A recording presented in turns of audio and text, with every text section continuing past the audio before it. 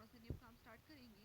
آپ لوگوں نے ایک سبق پڑھا ہوا تھا چھٹیوں سے پہلے، مینار عظمت کے مینار آپ نے ایک سبق پڑھی ہوئی تھی، اس کی ریڈنگ وغیرہ کی تھی، آپ نے ایکسپلینیشن کی تھی. آج میں آپ کو تھوڑا سا اس کا ایکسرسائز کا بتاؤں گی. تو آپ لوگوں نے جیسے جیسے میں انسٹرکشن دے رہی ہوں اس کے اکارڈنگ آپ لوگوں نے اپنا کام کرنا ہے، ٹھیک ہے. اس کے پہلے سب سے پہلے یہ کویشچن ہے، جب سبق ختم ہو جاتا ہے تو پہلا والا کویشچن ہے کہ خالی جگہ پر کریں، ٹھیک ہے. اس میں یہ ہے کہ مجلس مشاورت نے اتفاق رائے سے ڈیش کو خلیفہ منتخب کر لیا.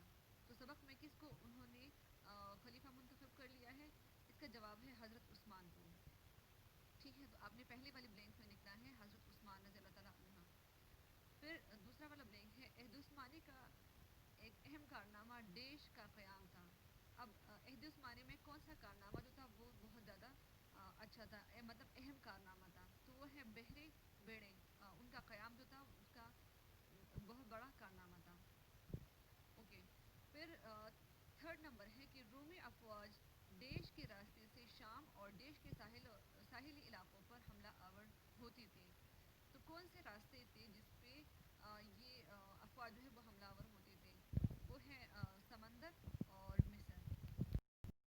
اچھا، پھر 4 نمبر ہے کہ حضرت عثمان غنی کے دور میں اسلامی خلافت دیش اور دیش تک پھیلتی چلی گئی. تو یہ پہلا آپشن ہے وسطی ایشیا اور دوسرا آپشن ہے شمالی افریقہ تک جو ہے وہ ان کی دور حکومت جو ہے وہ پھیلتی گئی، ٹھیک ہے.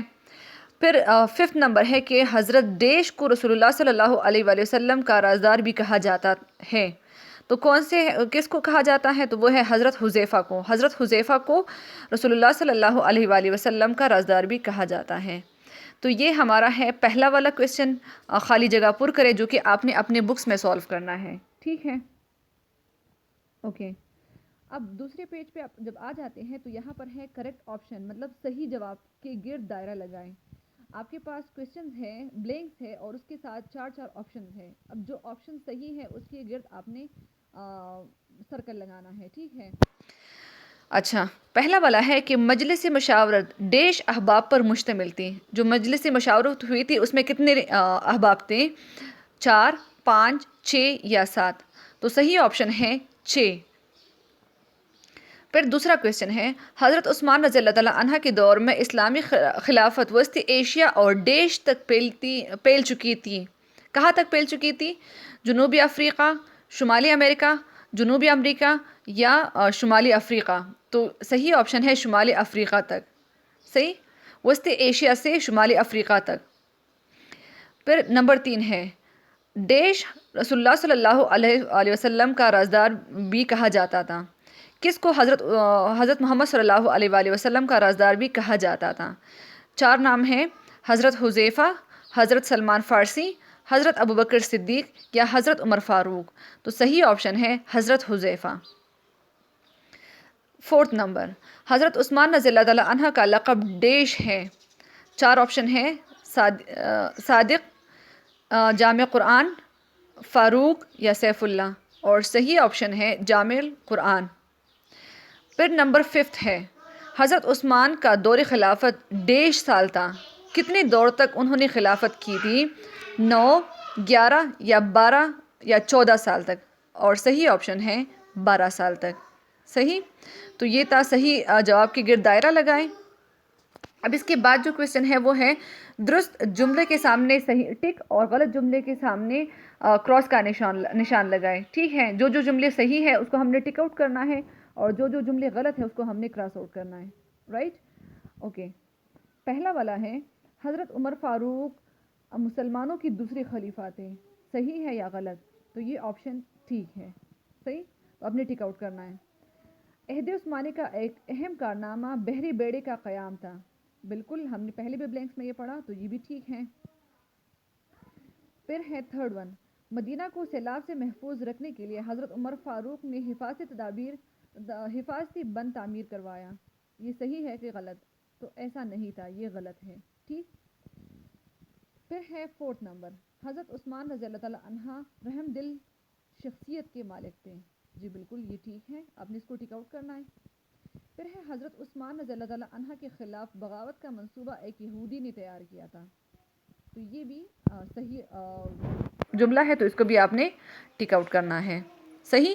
تو یہ پورا کام آپ نے بک میں کرنا ہے.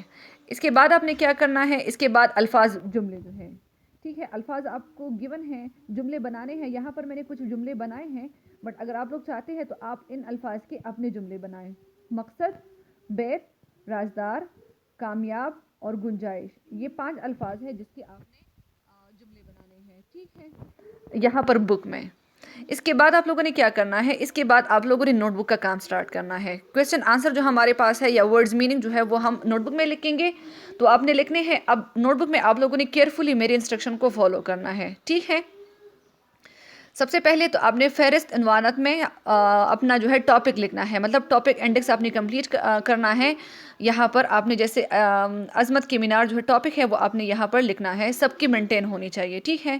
سب سے پہلے آپ نے یہ لکھ لیا. اس کے بعد آپ لوگ آ گئے ہیں یہ جو عنوان ہے، تو آپ لوگوں نے پہلے والے پیج پہ عنوان لکھنا ہے، ایسے ہی بڑا بڑا عنوان عظمت کی مینار. یہ اس پیج پہ یہ ہوگا، اس کے علاوہ اور کچھ آپ نے رائٹنگ نہیں کرنی.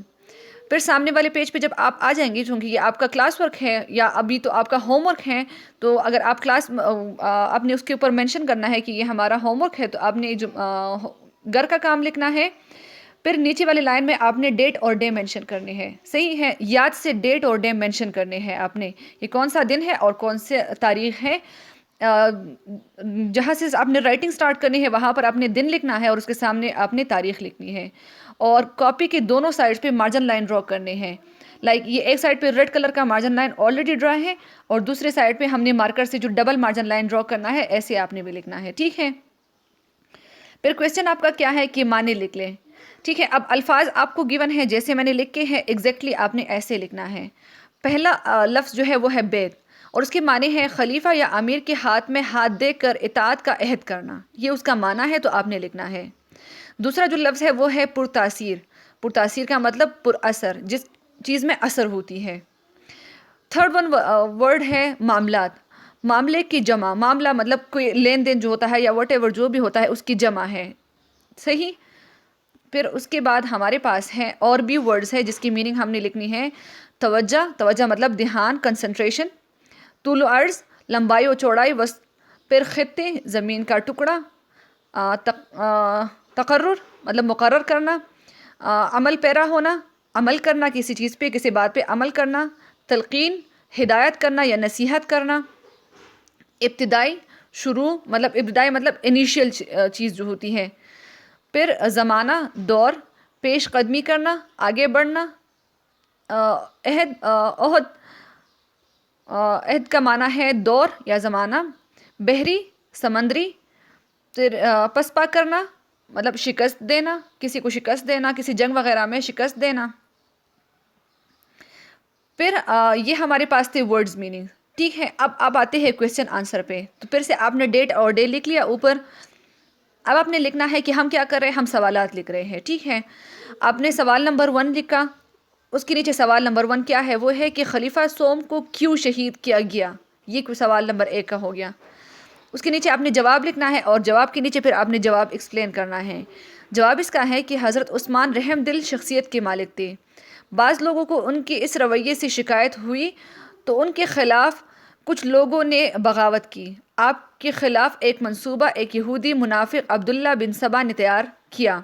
اس کے نتیجے میں کچھ باغیوں نے مدینہ کا محاصرہ کیا اور آپ کو خلافت سے دستبردار ہونے کو کہا، لیکن حضرت عثمان نے انکار کیا، جس پر آپ کو اس حالت میں کہ آپ روزے سے تھے اور قرآن مجید کی تلاوت فرما رہے تھے شہید کر لیا گیا. تو یہ سوال نمبر 1 کا جواب ہے. پھر سوال نمبر 2 ہے. آپ نے سوال نمبر 2 لکھنا ہے، اس کے نیچے سوال لکھنا ہے. مجلس مشاورت سے تیسرا خلیفہ کسے مقرر کیا. مطلب جب مجلس مشاورت ہوئی تو خلیفہ سوم کون مقرر ہوا. تو جواب آپ نے لکھنا ہے. جواب کے اندر لکھنا ہے کہ جب مجلس مشاورت سے تیسرا خلیفہ حضرت عثمان کو مقرر کیا. پھر سوال نمبر 3 کہ رسول اللہ صلی اللہ علیہ وآلہ وسلم کے رازدار صحابی کا نام کیا ہے. تو جواب میں ہے حضرت حذیفہ جس کو حضور صلی اللہ علیہ وآلہ وسلم کا رازدار بھی کہا جاتا تھا. وہ حضرت محمد صلی اللہ علیہ وسلم کا صحابی رازدار تھا. پھر سوال نمبر 4 ہے خلافت عثمانی کی 2 اہم کارنامے بیان کریں. تو خلافت عثمانی کی 2 اہم کارنامے، پہلا والا عہد عثمانی کا اہم کارنامہ بحری بیڑے کا قیام تھا۔ رومی افواج سمندر کے راستے سے شام اور مصر کے ساحلی علاقوں پر حملہ آور ہوتے تھے۔ اس اہم ضرورت اور دشمن کے خطرات سے بچنے کے لیے مسلمانوں نے ایک مضبوط بحری بیڑا تشکیل دیا۔ ٹھیک، دوسرا کارنامہ کیا تھا؟